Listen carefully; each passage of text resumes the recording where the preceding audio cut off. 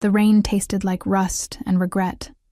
I stood on the cracked sidewalk outside the courthouse, my thin coat doing nothing against the November cold that seeped through fabric and skin, settling somewhere deep in my bones. The divorce papers were still warm in my purse, freshly signed, freshly stamped, freshly destroying what little remained of the life I'd tried so desperately to build. 3 years. 3 years of Marco's lies, his debts, his other women. 3 years of me scrubbing floors at the Lumiere, that overpriced French restaurant where people spent more on a single meal than I made in a week, just to keep our lights on while he gambled away every cent. And now, standing here with mascara probably running down my cheeks and my second-hand heels developing new blisters, I had nothing. No home. He'd taken that in some twisted negotiation I was too exhausted to fight. No savings. Just a suitcase in a storage locker, and a shift at the restaurant starting in 4 hours. I should have felt free. Instead, I felt hollow. The city moved around me like I didn't exist. Taxis splashing through puddles, businessmen in expensive suits hurrying past without a glance. The whole world spinning while I stood still. Invisible. I'd always been invisible. To Marco.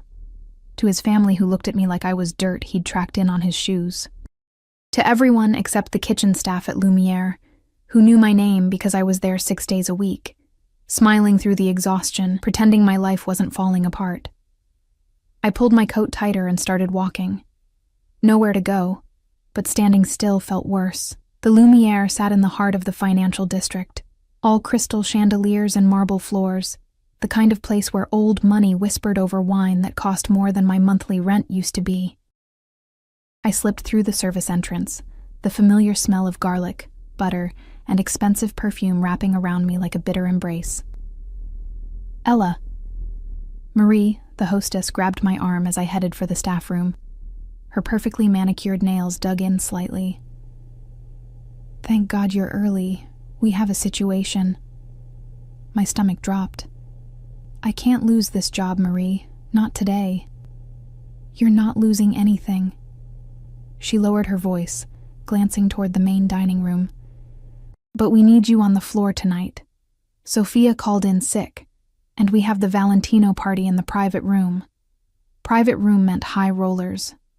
High rollers meant generous tips. Tips meant maybe I could afford a decent motel instead of sleeping in the restaurant storage room again.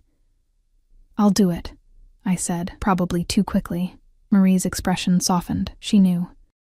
Everyone knew about the divorce, about Marco, about how I'd shown up last week with a bruise on my wrist that I'd tried to cover with foundation. Change quickly. They'll be here in 20 minutes. The uniform was crisp white and black, simple, elegant, designed to make servers blend into the expensive wallpaper.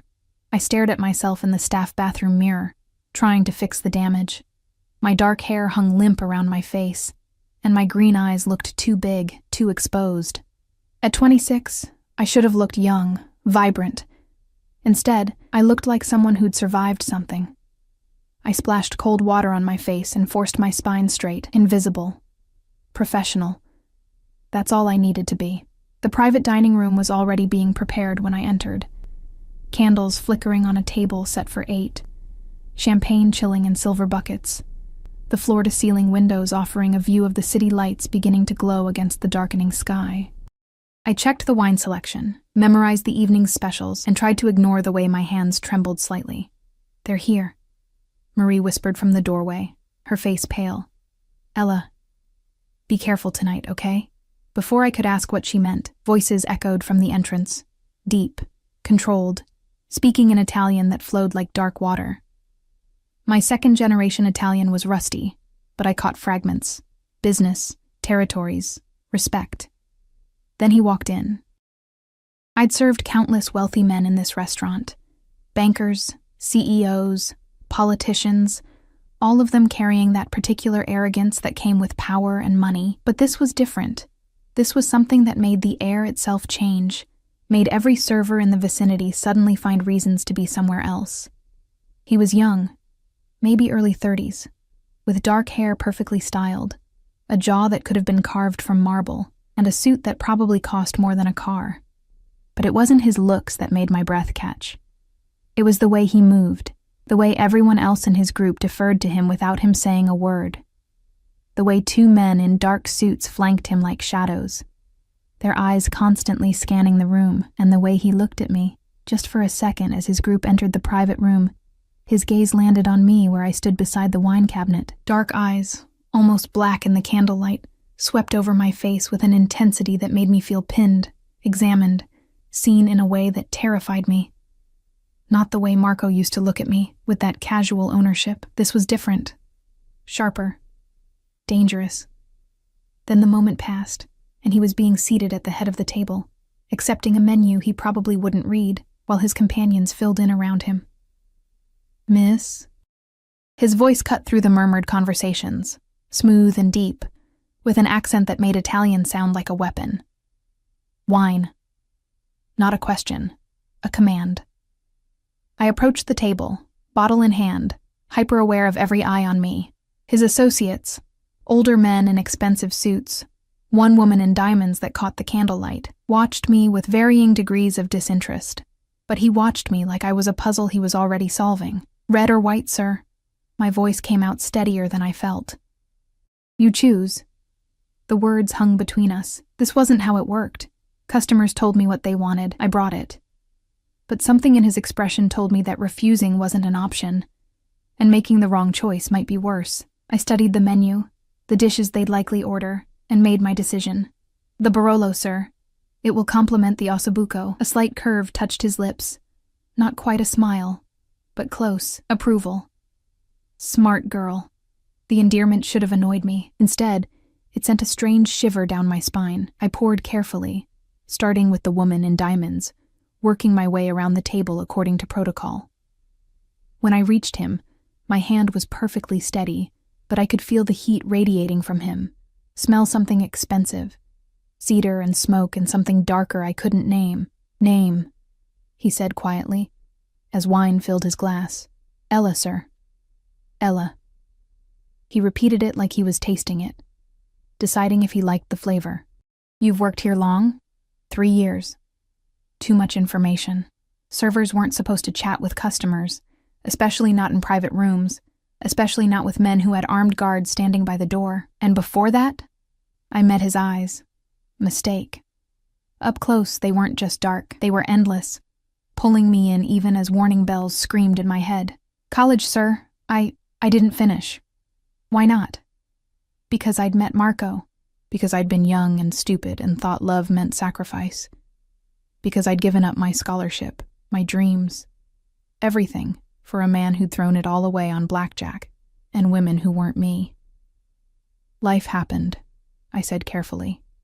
Something flickered in his expression. Recognition, maybe. Understanding.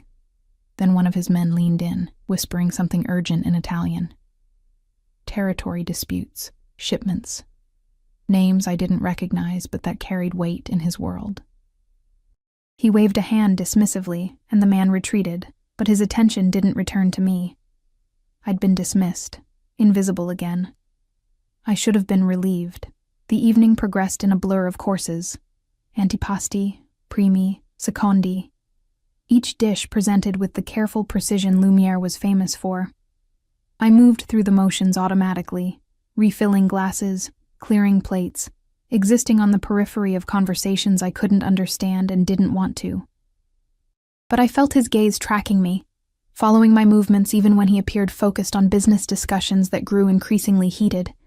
Around 10, one of the older men, silver-haired, with a scar cutting through his eyebrow, started speaking louder, gesturing emphatically. The temperature in the room dropped several degrees. The young boss, because that's what he had to be, no one else commanded that level of deference, said nothing, just stared at the older man with an expression of such cold fury that I instinctively stepped back toward the wall. Enough.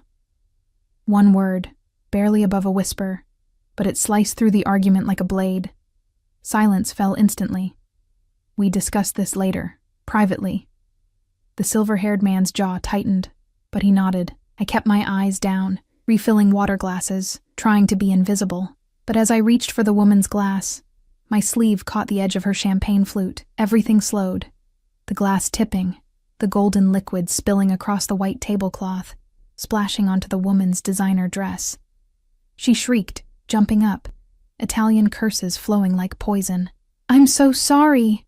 I grabbed napkins, trying to blot the damage, my heart hammering against my ribs. "I'm so sorry, clumsy bitch!" The woman's hand flew toward my face. It never connected. His fingers wrapped around her wrist mid-swing, stopping the blow inches from my cheek. I hadn't even seen him move, but suddenly he was there, standing between us, his grip on her wrist tight enough to make her wince. "No one," he said softly, dangerously, "touches my staff. Dante, she ruined my Valentino." The woman's voice turned pleading, childish. Dante.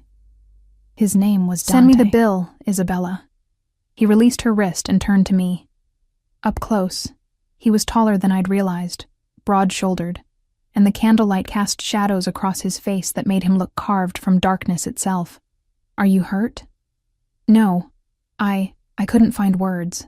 Customers didn't defend servers, especially not men who looked like they could buy and sell entire restaurants without noticing the expense. I'm fine." "I'm so sorry. I should have been more careful. You work too hard," he interrupted. And somehow he knew. Somehow he'd seen what everyone else missed. The exhaustion, the bruises under my eyes, the way my hands shook slightly from stress and too little sleep. "When does your shift end?" 2 a.m., but take the rest of the night off. "Sir, I can't. I need this job. You'll be paid." He nodded to one of his guards, who immediately pulled out a wallet. "Double your usual rate. Consider it." Compensation for Isabella's behavior. The guard placed $500 bills on the table. $500. That was more than I made in 2 weeks. I can't accept this. Even as I said it, I was thinking about the storage locker fee, the motel, how long $500 could stretch if I was careful. "You can. You will." Dante's hand moved, just slightly, barely touching the small of my back, but the contact sent electricity through every nerve. "Go home, Ella. Rest." Before I could argue, before I could think, he was guiding me toward the door. His presence at my back both terrifying and strangely safe. Marie stared as we emerged, her eyes wide with what looked like fear. "She's finished for the night," Dante told her, his tone leaving no room for argument. "Someone take her home." "That's not necessary," I started. It wasn't a request.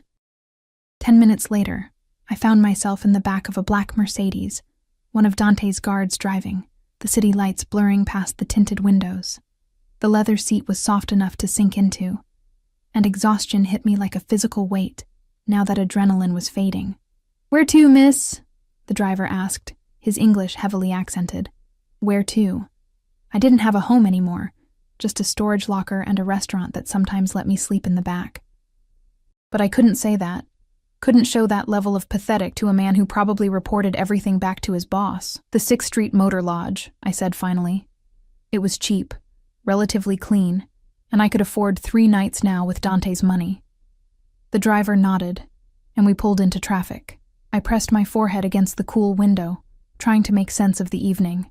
Dante's eyes, his hand on my back, the way he'd defended me like it mattered.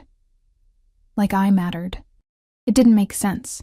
Men like that didn't notice women like me. Unless they wanted something. The thought sent ice through my veins. But before I could follow it further, the driver's phone rang. He answered in rapid Italian, his tone respectful, submissive. Then he glanced at me in the rearview mirror, and something in his expression changed. We weren't going to the motel. The car turned onto the highway, heading toward the private airfields outside the city. My stomach lurched. "Excuse me," I said, trying to keep my voice steady. "This isn't the way to 6th Street. Change of plans, miss." The driver's eyes met mine in the mirror, apologetic but firm. "Don't worry. You're safe, safe." The word felt like a lie as we approached a gate where guards waved us through without hesitation. As we drove onto a tarmac where a sleek private jet waited, its stairs extended like an invitation or a threat. Dante stood at the base of those stairs, hands in his pockets, looking like he owned the night itself. The car stopped. The driver opened my door, and Dante smiled. A real smile this time, slow and predatory and absolutely certain I would come to him. "Hello again, Ella," he said softly. "We need to talk about your ex-husband." The world tilted. Marco. This was about Marco. I'd just walked out of one nightmare and straight into something infinitely more dangerous. My legs wouldn't move. I sat frozen in the back seat of the Mercedes, staring at Dante through the open door, my mind racing through every terrible possibility. Marco's gambling debts, the loan sharks who'd started calling our apartment, my former apartment, at 3 a.m, the men with dead eyes who'd shown up at the restaurant twice, asking questions about him in voices that promised violence. "I don't know where he is," I said, hating how my voice shook.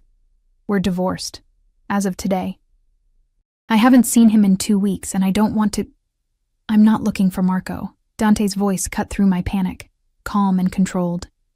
He took a step closer, and the overhead lights from the hangar cast his face in sharp relief, all angles and shadows, and something that might have been concern if men like him were capable of such things.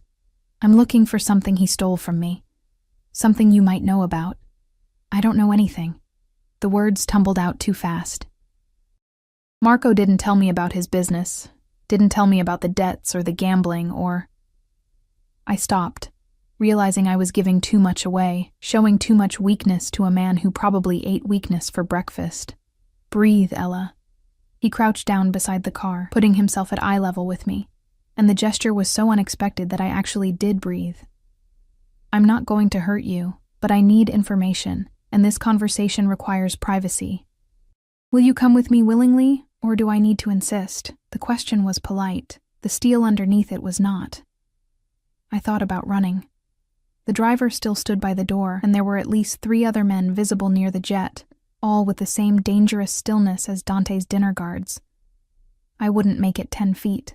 "Do I have a choice?" I asked quietly. Something flickered in his dark eyes. Approval, maybe, for not pretending this was anything other than what it was. "We always have choices, Cara. Some are just better than others." "Cara, darling." The Italian endearment sounded like honey and poison mixed together. I climbed out of the car on legs that felt like water.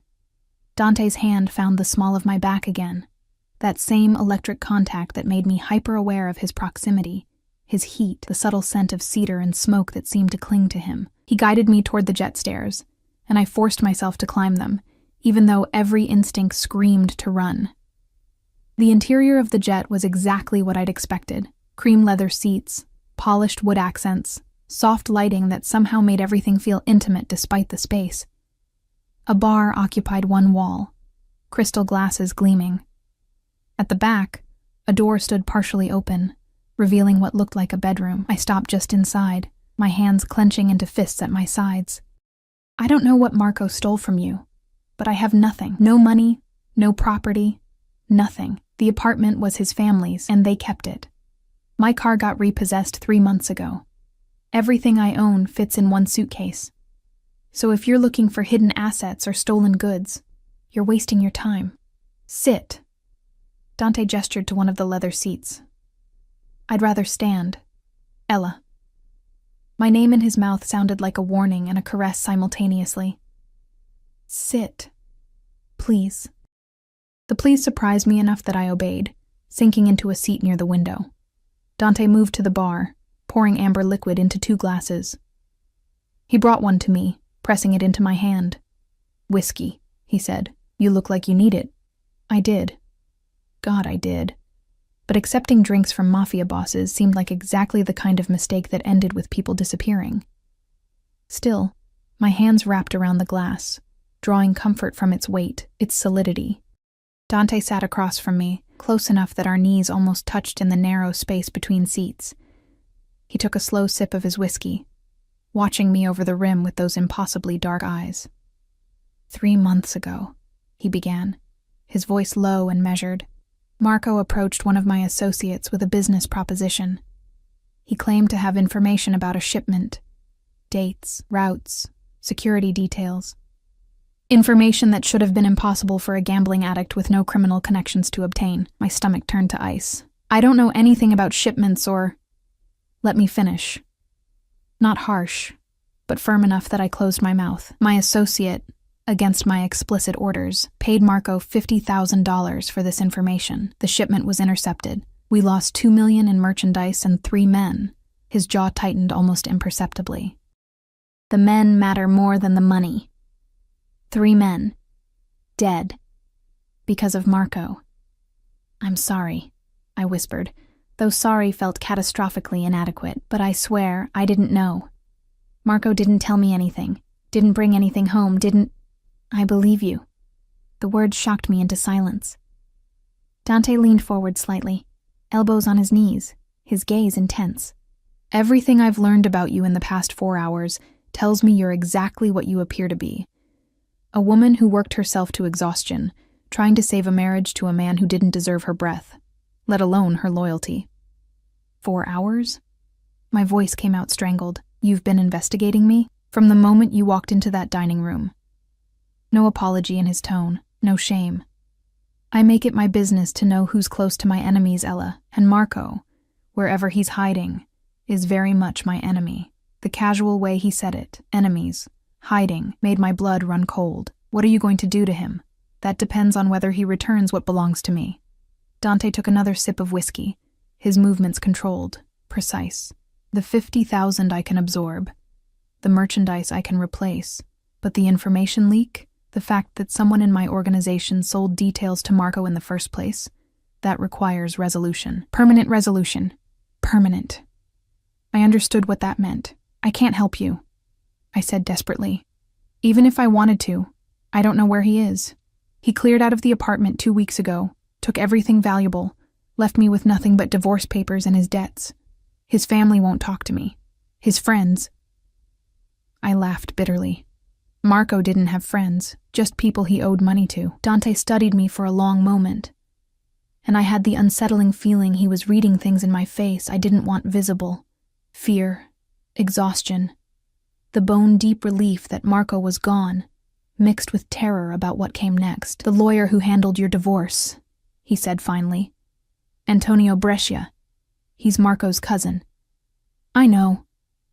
I'd begged Marco for a different lawyer, someone neutral, but he'd insisted. Another thing I'd been too tired to fight. Antonio barely spoke to me during the proceedings, just shoved papers at me and told me where to sign. Did he give you anything else?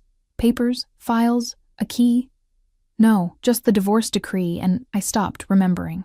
My hand went to my purse, fingers finding the small envelope Antonio had pressed into my hand as I left the courthouse. Wait. He gave me this, said it was from Marco, that I should open it when I was ready to forgive him.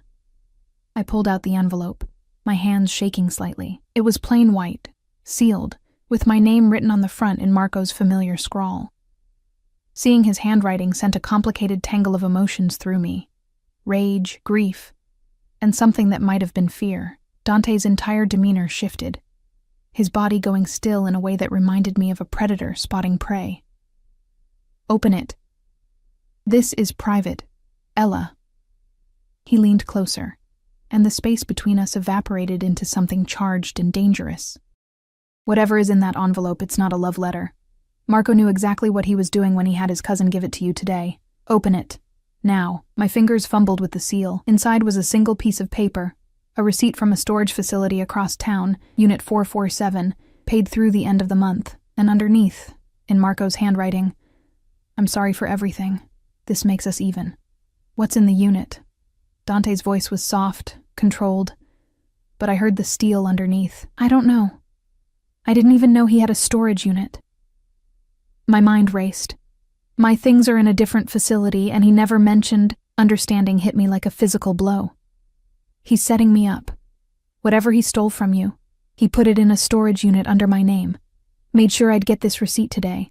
And now when you come looking, you're the one holding the evidence, Dante finished, his expression darkening. Very clever.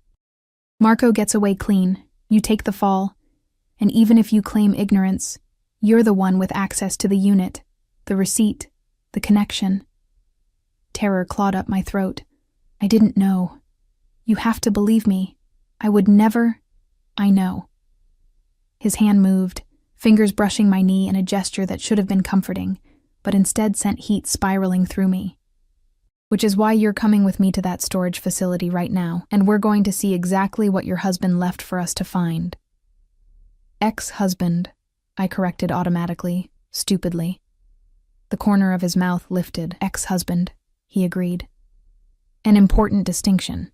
He stood, pulling out his phone and speaking rapid Italian to someone on the other end. Instructions, coordinates, orders that I didn't fully understand, but that made the person on the other end respond with immediate deference. When he finished, he extended his hand to me. Come, Kara. Let's go collect Marco's parting gift. I stared at his hand. Long fingers, a platinum ring on his right hand, nails perfectly manicured. A hand that had probably ordered deaths, signed executions, destroyed lives without hesitation, but also a hand that had defended me against Isabella, that had stopped a blow meant for my face, that was now offering itself to me like an invitation to step into his world. I took it. What choice did I have? His fingers closed around mine, warm and strong, and he pulled me to my feet with effortless strength. We were too close suddenly, close enough that I had to tilt my head back to meet his eyes, close enough that I could see flecks of gold hidden in all that darkness. You're safe with me, he said quietly, and it should have been a lie. Everything about him screamed danger. But something in his voice, in the way his thumb brushed across my knuckles, made me want to believe him. Am I? I whispered. From everyone but me. His smile was sharp, honest. But I have no intention of hurting you, Ella. Quite the opposite. Before I could ask what that meant, he was guiding me back down the jet stairs, back into the Mercedes where the driver waited with engine running. Dante slid in beside me this time, close enough that his thigh pressed against mine, close enough that I could feel his body heat in the cool leather interior. The car pulled away from the airfield, heading back toward the city, and I watched the lights blur past while trying to process everything that had happened in the last hour. This morning, I'd been married. This afternoon, I'd been divorced. Tonight, I was sitting next to a mafia boss who somehow knew more about my life than I did, racing toward a storage unit that might contain evidence of crimes I didn't commit but would absolutely be blamed for. Why are you helping me? The question escaped before I could stop it. If you think Marco set me up, why not just leave me to deal with the consequences? Dante was quiet for a long moment, his profile sharp in the passing streetlights. When he finally spoke, his voice held something I couldn't quite identify. Because when I walked into that dining room tonight and saw you standing there looking like you'd survived a war, something in me recognized something in you. Survivors know survivors, Ella. And you've been surviving something terrible for a long time. You don't know me, I said, but even as the words left my mouth, they felt like a lie. He'd seen me. Truly seen me, in a way no one had in years, not yet. His hand found mine in the darkness, lacing our fingers together in a gesture that felt both possessive and protective. But I intend to. The storage facility loomed ahead, all concrete and fluorescent lights and chain-link fencing. The driver pulled up to the gate, where two of Dante's men already waited. The same guards from the restaurant, now dressed in dark clothing that made them blend into shadows. One approached Dante's window as it lowered. Unit 447, second building, 4th floor. No cameras in the stairwells, and we've taken care of the night manager's very sudden need to take a break. Good. Dante squeezed my hand once before releasing it. Stay close to me, understand? Don't touch anything. Don't open anything. If there's trouble, you get behind me immediately. What kind of trouble? My voice came out smaller than I wanted. The kind that involves people not wanting us to find what Marco left behind. He opened his door, then paused, turning back to look at me with an intensity that stole my breath. I meant what I said, Kara. You're safe with me. I protect what's mine. What's mine? The words should have offended me, should have made me argue that I wasn't his, wasn't anyone's. But something in the way he said it, like a vow, like a promise written in blood and darkness, made my heart hammer against my ribs for entirely different reasons than fear. I followed him into the building, flanked by his guards, surrounded by an aura of controlled violence that made other late-night storage users hurry away without making eye contact. We climbed stairs that smelled like dust and motor oil, past units that held other people's forgotten belongings, their abandoned lives, until we reached the 4th floor. Unit 447 sat at the end of a dimly lit hallway. Dante held out his hand. The receipt. There should be a code. I gave him the paper with shaking fingers. He punched numbers into the electronic lock, and it clicked open with a sound that felt like fate. The door rolled up, revealing a 10-by-10 space packed with boxes, crates, and plastic-wrapped packages that even I knew meant drugs, guns, or worse. "Cristo," one of the guards breathed, but Dante's attention wasn't on the contraband.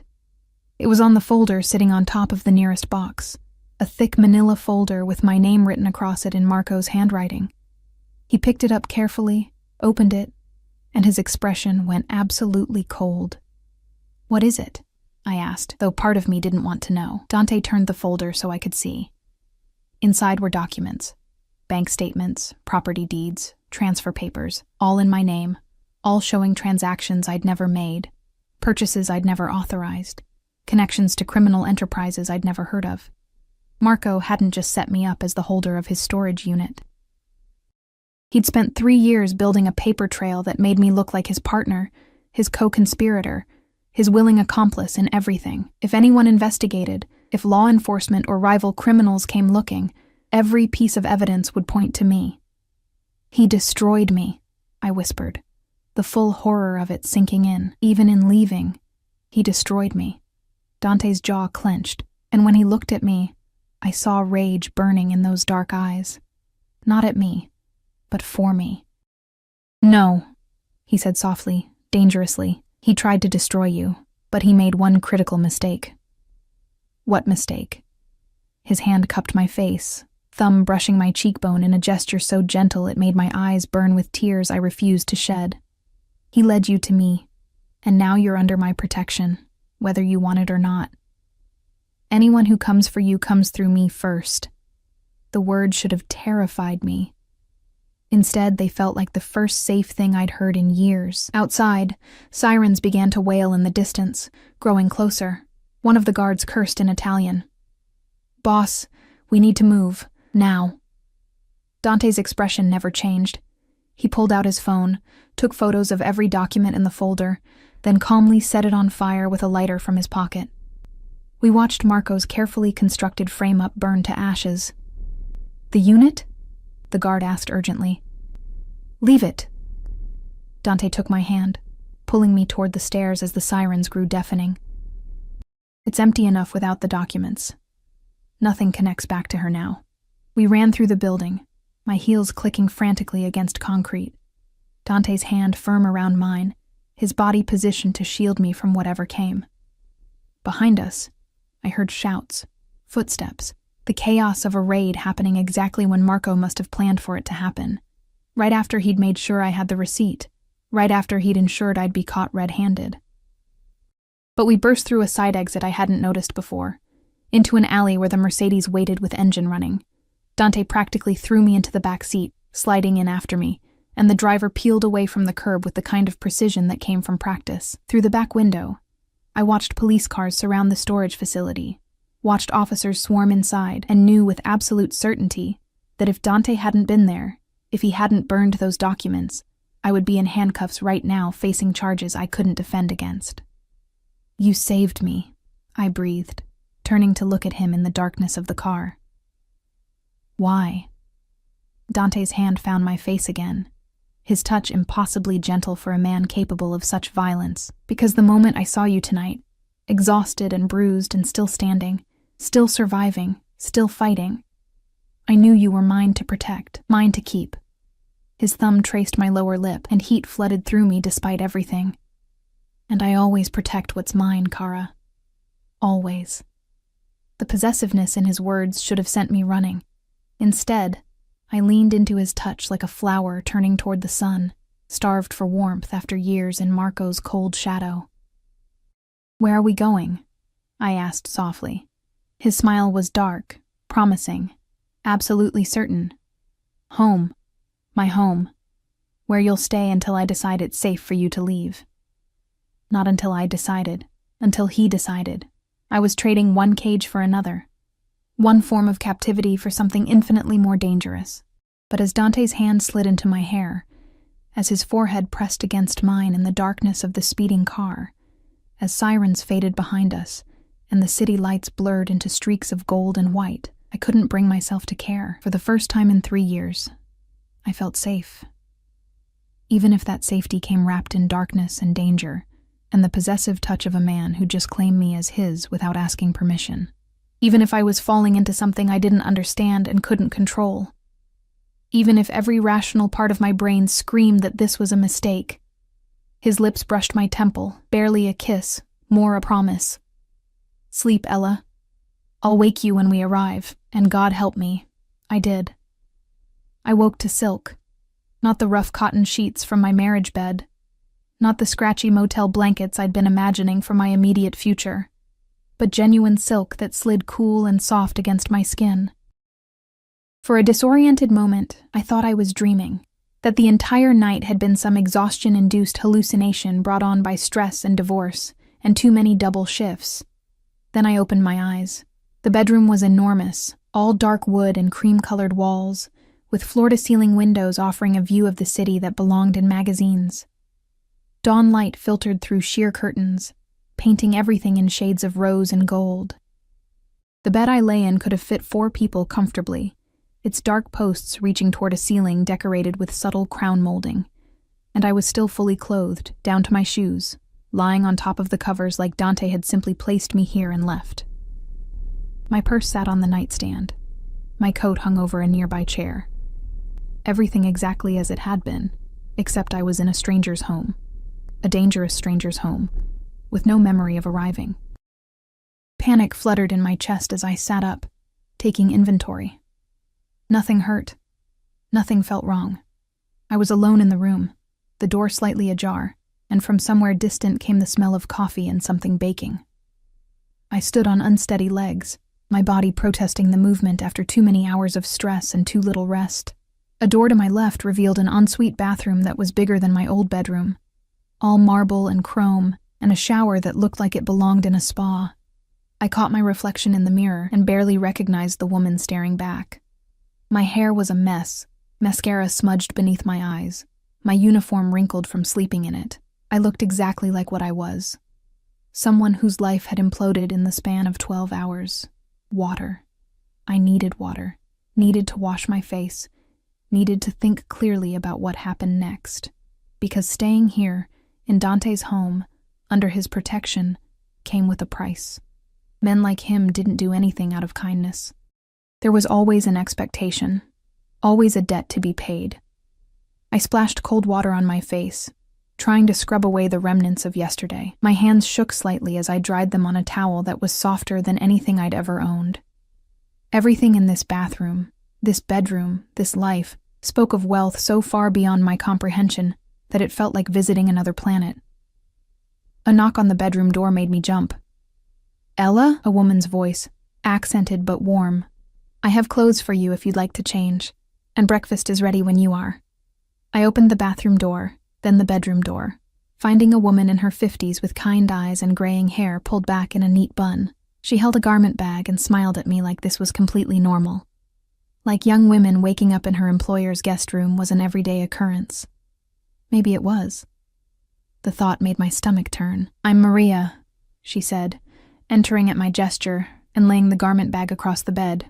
"I manage the household. Mr. Valentino asked me to make sure you had everything you needed." Valentino. So that was Dante's last name, a name that probably carried weight in certain circles, probably made people nervous, probably opened doors and closed mouths with equal efficiency. "Thank you," I managed. "But I should probably go.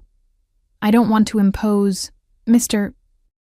Valentino was very clear that you're to stay as long as necessary." Maria unzipped the garment bag, revealing clothes that looked expensive and impossibly exactly my size. "He's in his office handling business, but he asked that you join him for breakfast when you're ready." "No rush," she added, seeing my expression. "Take your time. Shower if you'd like. The house is safe, Ella.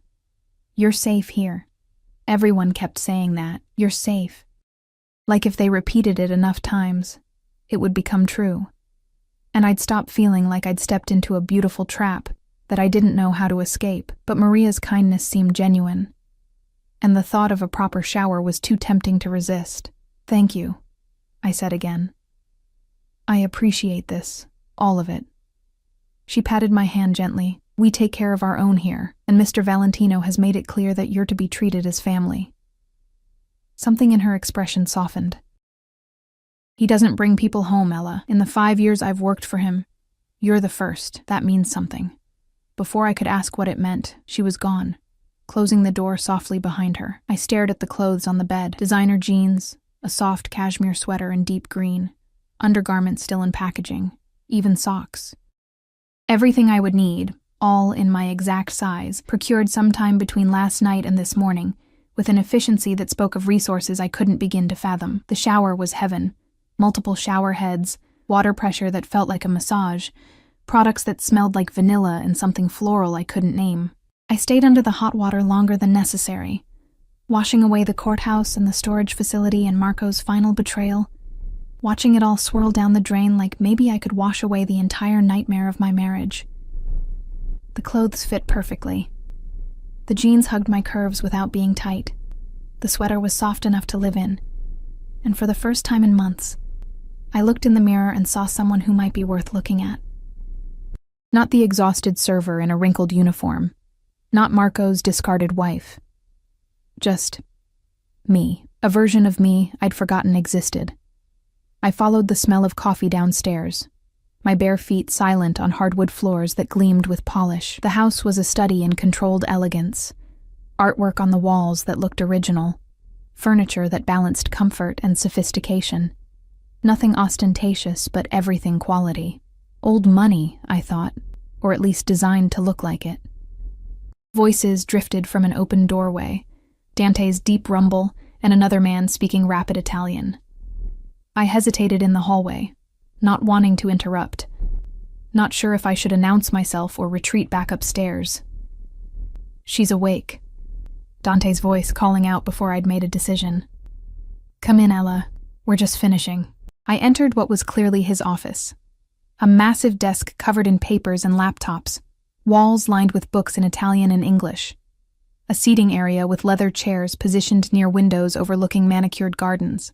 Dante sat behind the desk in a fresh suit, looking like he'd slept 8 hours instead of whatever few he'd managed. The man standing beside him was older, silver-haired, wearing glasses and holding a tablet. Ella, this is my attorney, Luca Moretti. Dante stood, moving around the desk with that predatory grace I was beginning to recognize. Luca, this is Ella Rossi. She'll be staying with us for the foreseeable future. Rossi. My maiden name. I'd taken Marco's name when we married, DeLuca, but I'd filed the paperwork to change it back as part of the divorce. Hearing Dante use it felt significant somehow, like he was acknowledging that I was no longer tied to Marco, no longer part of that family. Luca studied me with sharp eyes that missed nothing, then nodded respectfully. Miss Rossi. A pleasure. Luca has been researching your situation, Dante said, his hand finding my elbow and guiding me toward the seating area. Sit. Have you eaten? Not yet, but...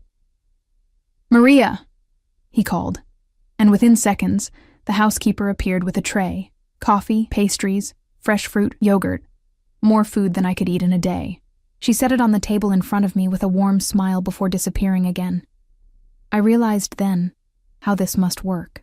Dante spoke, and people materialized to fulfill his wishes before he had to ask twice. A life of absolute authority, absolute control, where his word was law and questioning him probably wasn't healthy. Your legal situation is complicated, Luca began, settling into a chair across from me while Dante sat close enough that our knees touched. Marco built a convincing paper trail suggesting your involvement in his activities. However, your employment records, bank statements, and the testimony of your coworkers all support your claim of ignorance. The divorce filing helps. It establishes that you were separating yourself from him before the raid. But...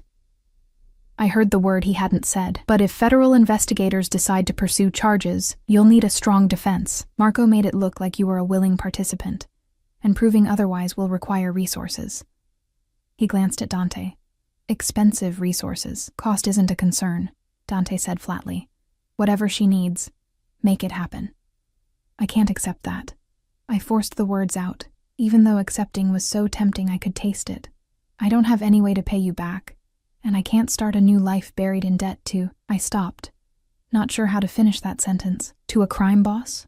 To a man I'd met 12 hours ago? To someone who made me feel things I had no business feeling? Dante's hand covered mine, silencing my protests. You're not going into debt, Kara. Consider it compensation for the years you spent suffering because of a man connected to my world. If I'd known what Marco was, what he was doing to you, I would have intervened much sooner. The words were possessive, protective, and completely insane. You didn't know I existed until last night. And yet here we are. His thumb traced circles on my palm, and I hated how that simple touch made it hard to think clearly. Luca, what else? The storage unit raid yielded significant evidence. Drugs, weapons, stolen merchandise from multiple sources. Without the documents connecting Miss Rossi to the operation, the investigation will likely focus on Marco and his known associates. However, she should expect to be questioned. I recommend she doesn't speak to any authorities without representation present. She won't be speaking to anyone without my approval, Dante said, his tone leaving no room for argument, and she certainly won't be doing it alone. What about protective measures? I've filed paperwork establishing her residence here as of last night, with you listed as her employer in a household management capacity. It provides legitimate reason for her presence, and establishes a degree of legal protection under your umbrella. Luca's careful word choice made it clear he was dancing around Dante's actual business. I've also begun proceedings to seal her previous address and ensure any attempts to locate her are directed through my office first. My head spun. Wait, you're saying I work for Dante now and that I live here? When was I going to be consulted about any of this? Both men looked at me with expressions that made it clear consultation wasn't really part of their vocabulary. You needed protection, Dante said simply. I'm providing it. Unless you'd prefer to face Marco's mess alone, without resources, without support, while your ex-husband's enemies and the authorities both hunt for answers you don't have. Put like that, my options were clear. Accept Dante's help and whatever strings came attached, or face certain destruction trying to navigate this alone. I'm not a charity case, I said quietly, needing them to understand that much. And I won't be. I couldn't say it. Couldn't voice the fear that Dante's protection came with expectations of the physical variety. That I was being set up as some kind of mistress or kept woman. Understanding flickered in Dante's eyes. He turned to Luca. Give us a moment. The attorney gathered his things and left without hesitation, closing the office door behind him. Dante shifted closer, his hand cupping my face with the same gentleness he'd shown in the car. Look at me, Ella. I did, drowning in dark eyes that held something I couldn't name. You're under my protection because I chose to protect you, not because I expect anything in return. You'll stay in this house as my guest for as long as you need to. Your room is yours. Your choices are yours. I won't touch you unless you ask me to. Why? The question burst out. Why would you do all this for someone you don't even know? His jaw tightened, and for a moment, I saw something raw flash across his face, something that looked almost like pain. Because 3 years ago, I watched my sister marry a man who seemed perfect, charming, successful, from a good family. Within 6 months, she was a shadow of herself. Thin, scared, always making excuses for bruises and canceled plans. His hand dropped from my face, curling into a fist. By the time I realized what was happening, by the time I intervened, he'd broken her so thoroughly that she's still in therapy, still afraid of her own shadow. Dante. I breathed his name, understanding blooming painful and clear. When I saw you last night standing in that dining room looking like you'd survived a war, I saw Sophia. I saw what she could have become if I hadn't pulled her out, and I swore to myself that if I had the power to save someone else from that fate, I would. No matter what it cost. The raw honesty in his voice made my throat tight. I'm not your sister. No. His eyes met mine again, burning with something that made heat pool in my stomach. You're not. Which is why this is complicated in ways I'm still figuring out. But my offer stands. Protection, resources, safety. No strings attached beyond you allowing me to keep you safe. I should have said no. Should have insisted on handling this alone, on maintaining my independence, on not letting another man control my life regardless of his intentions. But I was so tired of fighting, tired of struggling, tired of being strong when I had nothing left to be strong with. "Okay," I whispered, "but I need to contribute something. I can't just live here as a guest indefinitely. Let me work, cooking, cleaning, something. Please." A small smile curved his lips. "Maria would kill me if I put you to work in her kitchen, but if you need purpose, we'll find something. Deal, deal." He stood, extending his hand to help me up, and when I took it, he didn't let go. Instead, he led me toward the door, his body angled protectively as we moved through his home. "Come. Let me show you the rest of the house. You should know where everything is." The tour was surreal. A media room with a screen bigger than my old bedroom, a library that smelled like leather and old paper, a gym that looked professional, a kitchen where Maria presided over staff I hadn't known existed. Every room was beautiful, elegant, clearly expensive, and completely foreign to the life I'd known. But it was the garden that stole my breath. We stepped through French doors onto a terrace that overlooked acres of manicured grounds, flowers I couldn't name, stone pathways winding through green spaces, a fountain in the distance catching morning light. It was peaceful, beautiful, and so far removed from my cramped apartment and Marco's constant chaos that I felt tears prick my eyes. "You can come out here whenever you want," Dante said softly, standing close enough that I felt his warmth. "The grounds are secure, monitored. You're safe to walk, to sit, to just breathe. Just breathe." When was the last time I'd been able to do that? "Thank you," I managed, my voice thick. "For all of this, even if I don't fully understand why." His hand found mine again, lacing our fingers together in that possessive way that should have bothered me but didn't. "You will.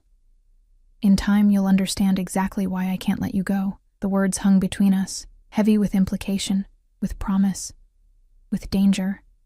Before I could respond, one of his guards appeared at the terrace door. "Boss, you have a call. It's urgent." Dante's expression shifted, hardening into the dangerous man I'd first seen in the restaurant. "Go ahead and explore," he told me, squeezing my hand once before releasing it. "I'll find you when I'm done." I watched him disappear into the house, watched the guard follow with military precision, and found myself alone in a garden that felt like paradise and prison combined. My phone buzzed in my pocket. I'd forgotten I even had it. 3 missed calls from Marie at the restaurant, 2 voicemails from numbers I didn't recognize, and 1 text message from an unknown number that made my blood run cold. "Enjoyed the show last night, Ella. Tell Valentino his protection won't last forever. Marco sends his regards." My hand shook so badly I nearly dropped the phone. Marco knew where I was, knew I was with Dante, knew enough to send threats that felt like promises. I spun around, looking for cameras, for guards, for any sign I was being watched. The garden suddenly felt exposed, vulnerable, the beauty transforming into threat. "Dante!" I ran back toward the house, my heart hammering, fear clawing up my throat. "Dante!" He emerged from his office, already moving toward me with guards materializing from nowhere, and his expression told me he'd somehow known, somehow anticipated this. I thrust the phone at him with shaking hands. He read the message, and his face went absolutely cold. Colder than I'd seen, colder than I'd imagined possible. "Get Luca back here now," he told one guard. To another, "I want surveillance doubled, no one in or out without my explicit approval, and I want Marco's location within the hour." His eyes found mine, and beneath the ice was fire, and someone find out how he got her number and burn that source to the ground. He pulled me against his chest, one arm wrapping around me while he continued issuing orders over my head. I pressed my face against his shirt, breathing in cedar and smoke, letting his strength hold me up when my legs felt like giving out. "He's not going to stop," I whispered. "He's going to keep coming. Let him come." Dante's voice rumbled through his chest, dark with promise. "Let him try. He'll learn very quickly that touching what's mine is the last mistake he'll ever make." What's mine? Again those words. Possessive, absolute, terrifying. And God help me, I wanted to be his. Wanted the protection, the safety, the certainty that someone powerful enough, dangerous enough, would stand between me and the world that wanted to destroy me, even if it meant belonging to a man who ruled through fear and violence. Even if it meant trading one form of captivity for another. Because at least this cage came with gardens, with silk sheets, with a man whose touch made me feel alive instead of invisible. At least this time, I was choosing the trap. Dante's lips brushed my temple. Barely a kiss. "Pack nothing," he murmured against my skin. "You're not going anywhere, Kara. Not now. Not ever." The finality in his voice should have terrified me. Instead, it felt like coming home. The next 3 days passed in a strange suspension of reality. Dante's home became my world. A gilded fortress where armed guards patrolled invisible perimeters, and every window held bulletproof glass I wouldn't have noticed if Maria hadn't mentioned it, while showing me how to work the climate control. I existed in a bubble of enforced safety, surrounded by luxury I'd never imagined. While somewhere outside these walls, Dante's people hunted for Marco, and Marco's threats grew bolder. 2 more messages had come through before Dante's tech specialist, a quiet young man named Nico, who looked too innocent to be part of a criminal organization, wiped my phone and set me up with a new number known only to people Dante trusted. The messages had been worse than the first. Explicit threats. Descriptions of what Marco would do when he got his hands on me. Promises that Dante's protection was temporary, that eventually I'd be alone and vulnerable again. Each message had made Dante's expression colder, his orders sharper, his circle around me tighter. Now I sat in the library, curled into a leather chair with a book I wasn't reading, watching rain streak down windows while thunder rumbled in the distance. The afternoon light was gray and heavy, matching my mood. 3 days of safety, of comfort, of not having to work myself to exhaustion, and I was restless, crawling out of my skin with unused energy and unanswered questions. "You haven't turned a page in 20 minutes. I jumped, nearly dropping the book. Dante stood in the doorway, leaning against the frame with his jacket off and his sleeves rolled up, looking less like a crime boss and more like something out of a magazine spread. He'd been holed up in his office since dawn, taking calls and meetings with men who came and went like shadows, and this was the first time I'd seen him all day. I wasn't really reading, I admitted, closing the book. Just thinking. He crossed to me with that fluid grace, pulling an ottoman close and sitting so we were eye level. His proximity still did things to my pulse, made me hyper-aware of every detail. The faint stubble on his jaw, the way his dark eyes caught the gray light, the controlled strength in every movement. Thinking about what? His voice was softer than I'd heard it, gentler, like he was handling something fragile. About how this can't last. The words spilled out before I could stop them. Marco's still out there. The investigation is still active. Eventually I'll have to face reality, testify, or hide forever. Or, I gestured helplessly at the opulent room around us. I can't live in this beautiful prison indefinitely, Dante. It's not a real life. Something flickered across his face. Hurt, maybe, or frustration. You feel imprisoned here? No. Yes. I don't know. I stood, needing movement, needing space to think. You've been incredibly kind. This house, the clothes, the protection, it's more than I could have hoped for. But I'm not stupid.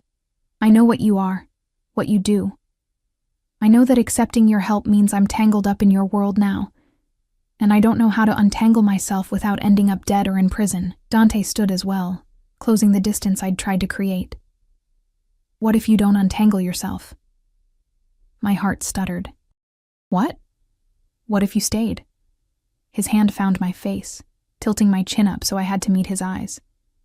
Not as a guest, not as someone under temporary protection, but as someone who belongs here, in my home, in my life.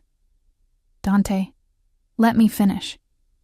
His thumb traced my cheekbone, and I hated how I leaned into the touch despite every logical reason not to. I've spent 3 days watching you move through this house like a ghost, afraid to touch anything, afraid to claim any space as your own. And I've spent 3 days trying to convince myself that my interest in you is purely protective, that I'm just trying to save you from Marco's mess. But, I whispered, though I already knew. I'd felt it too, the way his eyes tracked me, The way his touch lingered, the way the air changed when we were in the same room. But I'd be lying.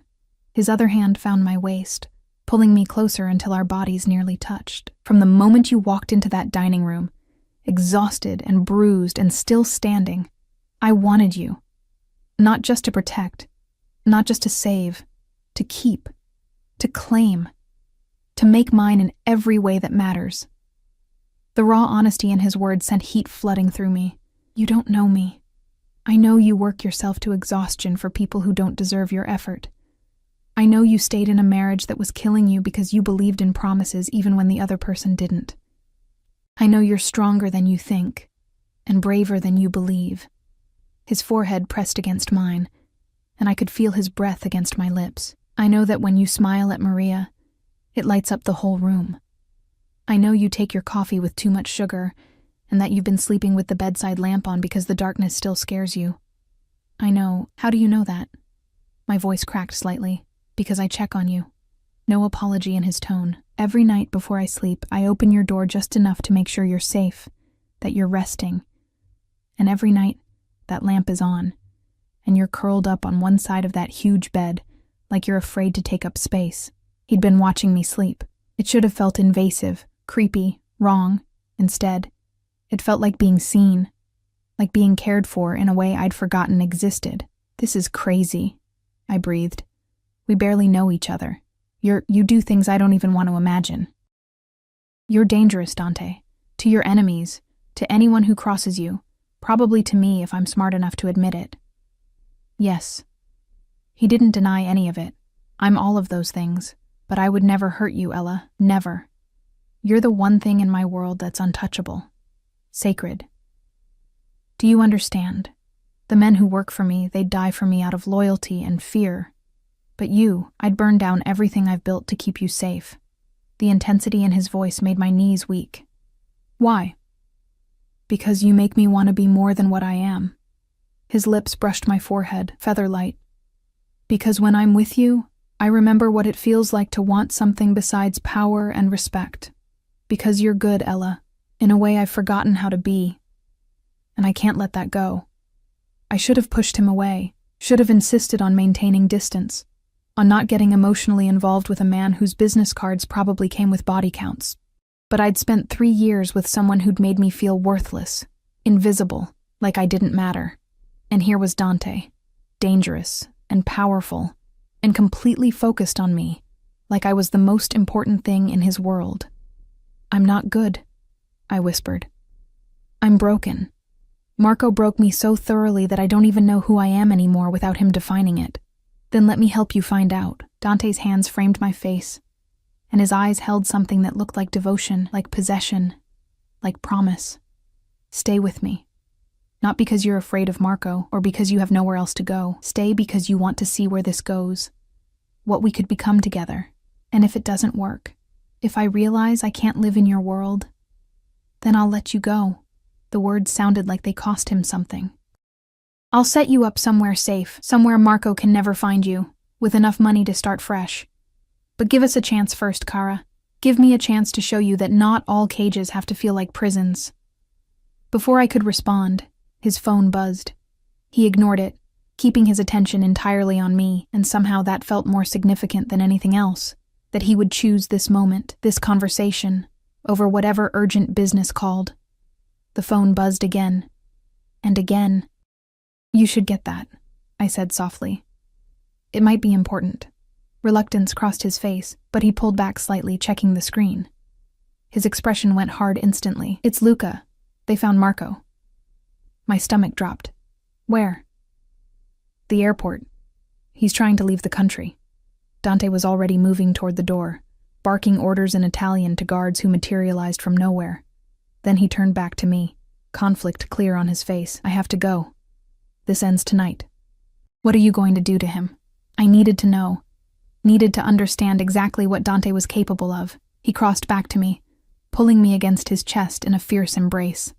What he deserves. What anyone who threatens you deserves. But I need to know you'll be here when I get back. That you won't run while I'm gone. Where would I go? It came out more bitter than I intended. You're right. I have nowhere else. That's not why I want you to stay. His hand tangled in my hair, tilting my head back so I had to meet his burning gaze. Stay because you want this, want us. Want to see what happens when someone actually puts you first for once in your goddamn life. Then his mouth was on mine. The kiss was nothing like I expected. Not gentle or tentative or asking permission. It was claiming, possessive, demanding. His lips moving against mine with an intensity that stole my breath and my sense and every rational thought.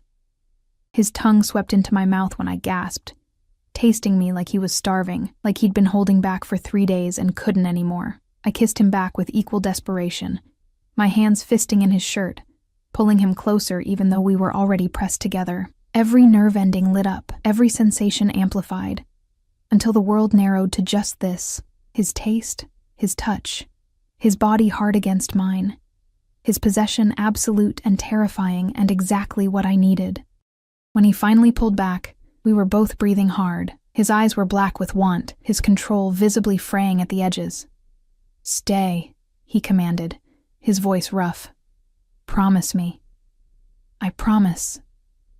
The words left my mouth without conscious thought, pulled from somewhere deep and honest. Satisfaction blazed across his face. He kissed me once more, quick, hard, claiming, then forced himself to step away. "Lock yourself in your room. Don't open the door for anyone but Maria or me. Understood?" "Dante? Understood?" Sharper this time, laced with authority I couldn't refuse. "Yes." "Good girl." The praise sent inappropriate heat through me. Then he was gone, his guards following like a dark tide, and I was alone in the library with the taste of him still on my lips, and the rain still falling outside. I made it to my room on shaking legs, locked the door as instructed, and sank onto the bed. My fingers touched my lips, still tingling from his kiss, and I tried to process what had just happened. I'd promised to stay, promised to give whatever this was a chance, promised to trust a man whose world operated on violence and codes I didn't understand. And somewhere in the city, Dante was hunting Marco with an intent I didn't want to examine too closely. Hours crawled by. I tried to read, to sleep, to distract myself with television, anything to stop imagining what was happening at the airport, what Dante was doing, whether Marco would somehow escape again and come for me with renewed fury. Around midnight, I heard sounds in the house, voices, footsteps, doors closing. My heart raced as I listened, trying to determine if it was friend or foe, safety or threat. A soft knock on my door made me jump. "Ella?" "It's me," Dante's voice, tired and rough. I unlocked the door with fumbling fingers, pulling it open to find him leaning against the frame. His suit was disheveled, his knuckles bruised, and there was something dark on his shirt that might have been blood, but his eyes, when they found mine, held relief and something deeper. "Is it over?" I whispered. "It's over." He stepped into the room and I closed the door behind him. "Marco's in custody, federal custody. He'll be charged with multiple crimes, and thanks to some carefully placed evidence and testimony from his former associates, he'll be going away for a very long time. You didn't—" I couldn't finish the question. "Kill him?" A tired smile touched his lips. "No." Tempting as it was, death would have been too easy. He'll spend the next 20 years in a cell, knowing he destroyed his own life, knowing you're safe and thriving without him. That's a worse punishment than anything I could have done. Relief flooded through me so powerfully that my knees buckled. Dante caught me, pulling me against him, and I buried my face in his chest despite the blood on his shirt, despite everything logic said I should feel. "Thank you," I breathed. "Thank you for not making me responsible for his death, for not making me carry that." His arms tightened around me. "I told you, Kara. I protect what's mine.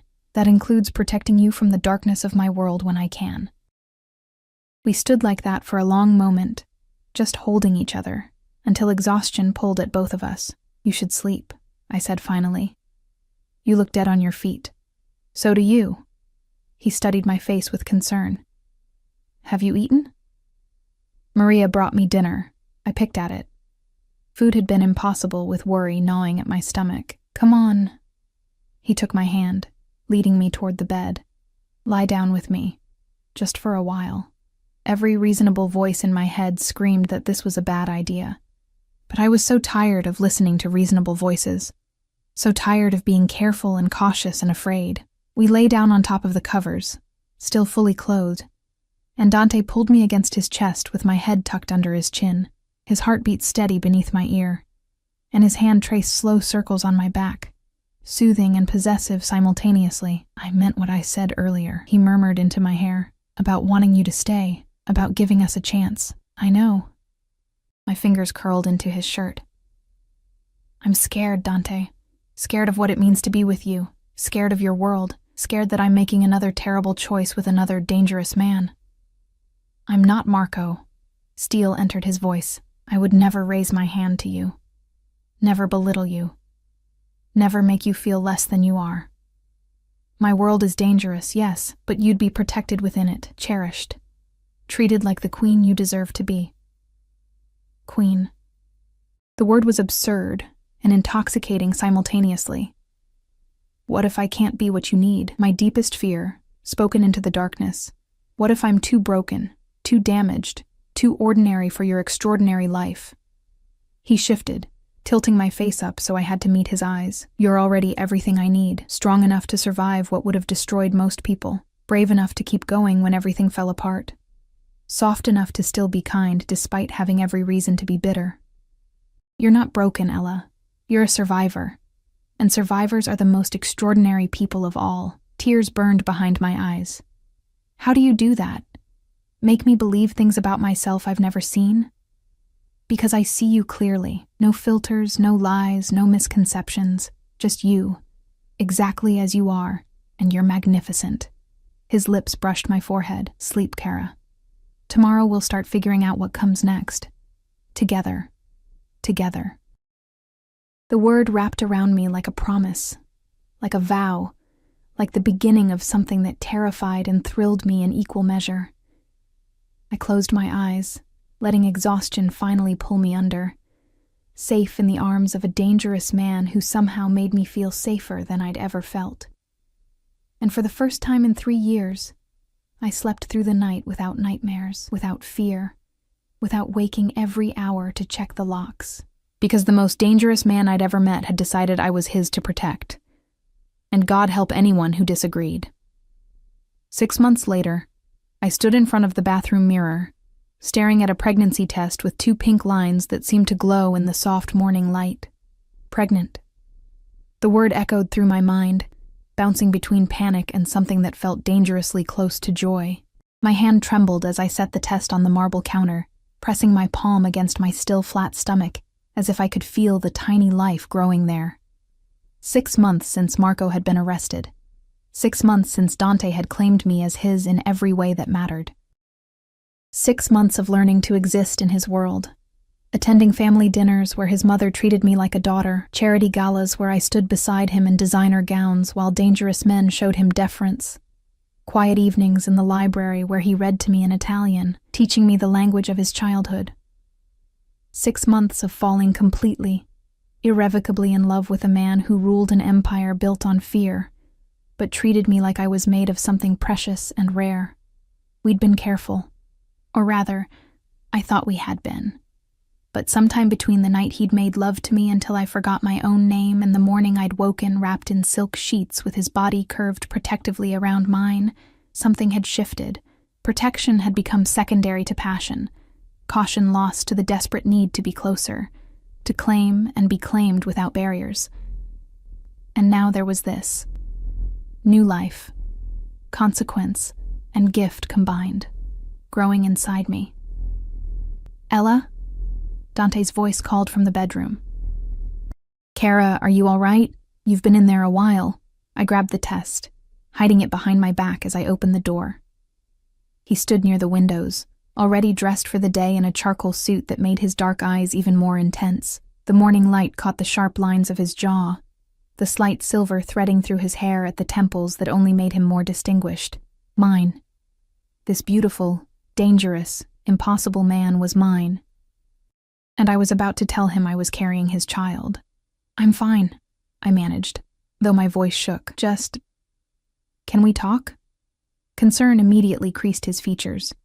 He crossed to me, hands finding my face with the gentleness I'd learned to expect from him. The same hands that had broken bones and signed death warrants, somehow infinitely gentle when they touched me. What's wrong? Did something happen? Is it Marco? His expression darkened. If he somehow reached out from prison. It's not Marco. I pulled his hand down, pressing it against my stomach. It's us. It's Dante. I'm pregnant. The words hung between us, and I watched a dozen emotions flicker across his face in rapid succession. Shock, confusion, and then something that looked like wonder breaking through his carefully controlled expression. Pregnant. He repeated, his voice rough. You're certain? I showed him the test, both of us staring at those 2 pink lines like they held answers to questions we hadn't known to ask. I took 3 tests. They're all positive. I have an appointment with a doctor this afternoon to confirm, but I searched his face desperately, trying to read his reaction. Say something. Please. Instead of speaking, he dropped to his knees in front of me. His hands spanned my waist, his forehead pressing against my stomach with a reverence that stole my breath. I felt his shoulders shake slightly, and with shock, I realized he was overwhelmed, possibly even close to tears. This man who faced down enemies without flinching, who commanded an empire with cold calculation, undone by the news of a child. Dante? I threaded my fingers through his hair, concerned. I never thought. His voice was muffled against my skin. After Sophia, after what happened to her, I told myself I'd never risk this. Never bring children into my world, never subject them to the dangers, the threats, the constant fear. He pulled back, looking up at me with eyes that shimmered with unshed emotion. But with you, I want everything. I want this baby. I want a family. I want to wake up every morning knowing that you're mine, and that we created something beautiful together despite all the darkness. Relief flooded through me so powerfully that I nearly collapsed. I was so scared you'd be angry, or want me to. Never. He stood, pulling me against him with fierce possession. Never even think it, understand? This baby, our baby, is a gift. One I don't deserve, but will spend every day of my life protecting.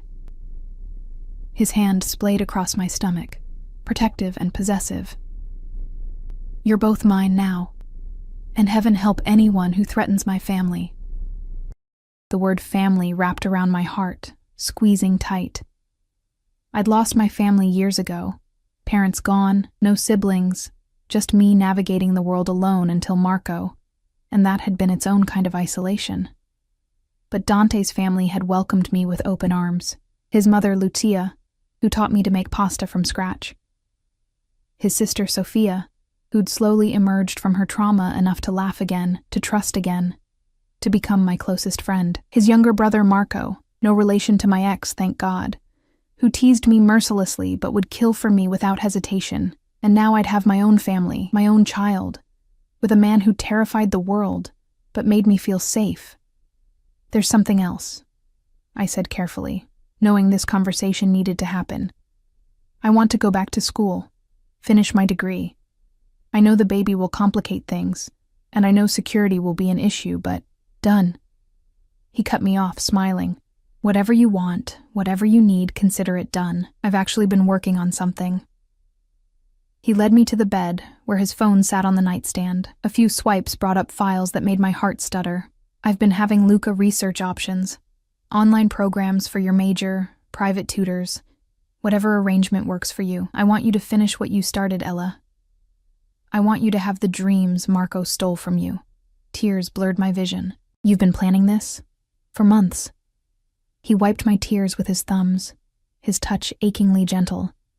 I see how you look at Sophia's book collection, how you devour everything in the library. You have a brilliant mind, Kara, and it's been dormant too long. Let me give this to you. Let me help you become everything you were meant to be. I kissed him then, pouring everything I couldn't say into the press of my lips against his. Gratitude, love, the terrifying joy of being seen and cherished by someone who could have anything but chose me. The kiss deepened, his hands tangling in my hair, my body pressing against his with the desperate need that never seemed to fade. But he pulled back with visible effort, breathing hard.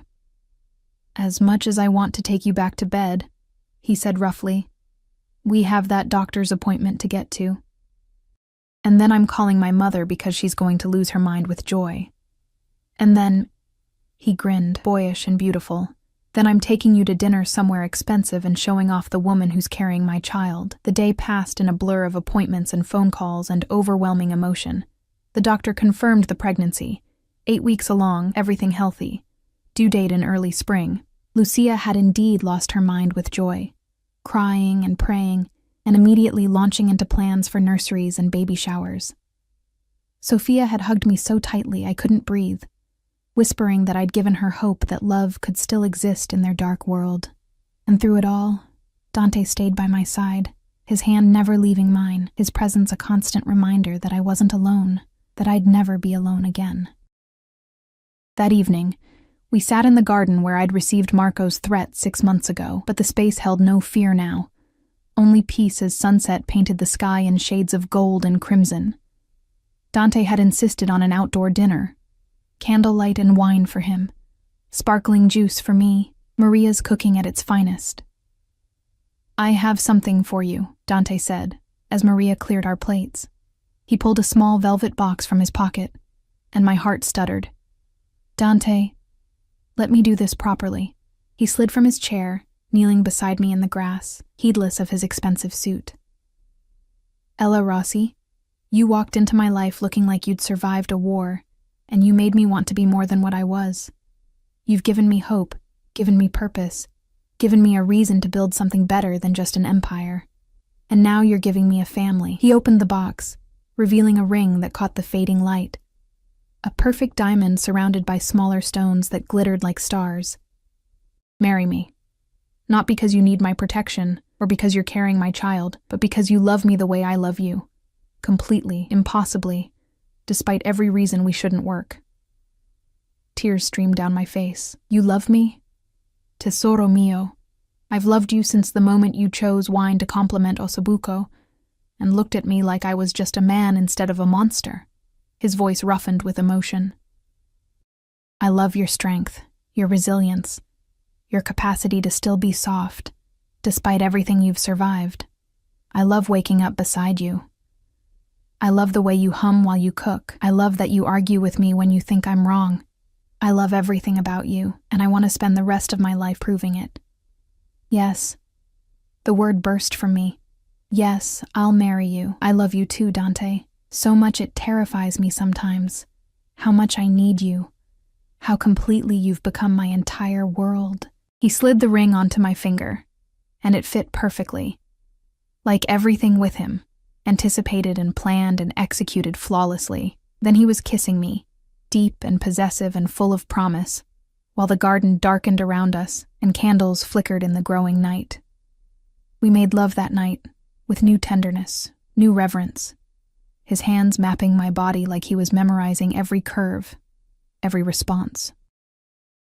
And when I shattered beneath him, crying his name into the darkness of our bedroom, he followed me over with my name on his lips like a prayer. Afterward, lying wrapped in silk in each other, his hand resting on my stomach where our child grew, I finally felt complete. The broken pieces Marco had left behind had been reassembled into something new, something stronger. "No regrets," Dante murmured against my hair, "about choosing this life, this world. Me? Only that I didn't find you sooner." I tilted my head to meet his dark eyes. "You saved me, Dante, from Marco, from myself, from a life of just surviving instead of living." "No, Kara." He kissed my forehead, my eyelids, my lips. We saved each other. I was becoming something cold, something inhuman, losing myself to the darkness. You reminded me what it feels like to hope, to love, to want more than just power and respect. You made me human again. 3 months later, we married in his family's chapel, a small ceremony with only those we loved most. I wore ivory silk and carried roses from our garden. Sophia stood as my maid of honor, crying throughout the entire ceremony. Dante looked devastating in a tailored tuxedo, and when he lifted my veil, the love in his eyes made my breath catch. "Mia Moli," he whispered as we exchanged rings. "My wife. Mio marito." I whispered back. My husband. The reception was elaborate. Dante's world demanded it, but late in the evening, he stole me away to the garden, to the same spot where he'd proposed, where fairy lights now twinkled overhead and music drifted from the house. Dance with me, he said, pulling me into his arms. We swayed together, my head on his chest, his hand protective over my growing belly. 5 months pregnant now, just starting to show, carrying the future we'd created together. Thank you, I said softly. For giving me this. For giving me everything. Ella, look at me. I did, drowning in dark eyes that held absolute devotion. You gave me everything. Purpose, family, love. Everything that matters. My empire, my business, my reputation. None of it means anything compared to this. Compared to you. You're my world, Kara. You and this baby. Everything else is just details. I kissed him as stars emerged overhead, as music played, as our future stretched ahead bright and full of promise, despite the darkness that would always touch the edges of his world. Because we'd found each other in the wreckage of my broken marriage and his carefully controlled life. We'd chosen each other despite every logical reason not to, and together, we'd built something beautiful from broken pieces and dangerous circumstances. 4 months later, I gave birth to a daughter with her father's dark eyes and my smile. Dante held her with shaking hands, tears streaming unashamedly down his face, and I watched him transform completely. The feared Mafia Boss became just a man, a husband, a father, someone capable of extraordinary gentleness despite hands that had dealt in violence. We named her Sofia Lucia, after the women who'd welcomed me into their family, who'd taught me that love could exist even in dark places. And as I watched Dante rock our daughter to sleep, singing soft Italian lullabies while dawn light filtered through nursery windows, I knew with absolute certainty that I'd made the right choice that rainy night 6 months ago. I'd walked out of a broken marriage and into something far more dangerous, far more consuming, far more real than anything I'd known before. I'd fallen in love with darkness and found light. I'd given my heart to a monster and discovered he was just a man who loved me with a ferocity that rewrote my understanding of what love could be. And I'd never been happier. Years would pass. Challenges would come. They always did in Dante's world. There would be threats, dangers, moments when fear clawed at my throat. But through everything, we'd face it together. His empire would grow. Our family would expand. 2 more children in the years that followed. A boy and another girl, filling our home with laughter and chaos and joy. But that first morning, watching him with our daughter, feeling complete in a way I'd never imagined possible, I understood what he'd meant months ago in the library. Not all cages have to feel like prisons. Some feel like home. Some feel like love. Some feel like the beginning of everything you never knew you needed. And as Sophia's tiny hand wrapped around Dante's finger, as he looked up at me with wonder written across his face, as morning light painted our family in shades of gold and promise, I knew I'd found exactly where I belonged. In the arms of a dangerous man who'd chosen to be gentle, in the heart of a dark world that held unexpected light, in a love that had saved us both.